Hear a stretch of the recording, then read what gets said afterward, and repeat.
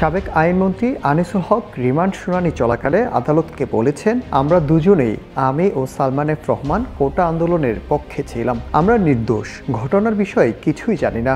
আদালতের কাছে আমরা ন্যায় বিচার চাই। আজ বৃহস্পতিবার সকালে ঢাকার মেট্রোপলিটন ম্যাজিস্ট্রেট নুরুল হুদা চৌধুরীর আদালতে রিমান্ড শুনানিতে তারা ন্যায় বিচার চান। রিমান্ড শেষে আজ সকাল 7টার দিকে সাবেক প্রধানমন্ত্রী শেখ হাসিনার বেসরকারি শিল্প ও বিনিয়োগ বিষয়ক উপদেষ্টা সালমান এফ রহমান, সাবেক আইনমন্ত্রী আনিসুল হক, এমপি সাদেক খান ও সেনা কর্মকর্তা জিয়াউল আহসানকে আদালতে হাজির করা হয়।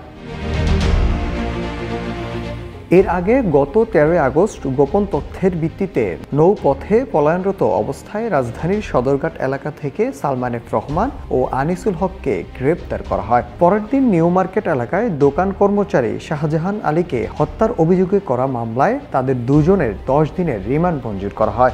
250-টিরও বেশি ডিজাইন অপশন নিয়ে ওয়ালটন স্মার্ট ফ্রিজ, বোঝে আপনার প্রয়োজন। প্রথম দফায় রিমান্ড শেষে গত 24 আগস্ট তাদের আদালতে হাজির করা হয়। এরপর নিউ মার্কেট থানায় পৃথক 2 মামলায় 10 দিন করে 20 দিনের রিমান্ডের জন্য আবেদন করে পুলিশ। শুনানি শেষে বিচারক 2 মামলায় 5 দিন করে 10 দিনের রিমান্ড মঞ্জুর করেন। নাহিদ হাসান, জয় দিন।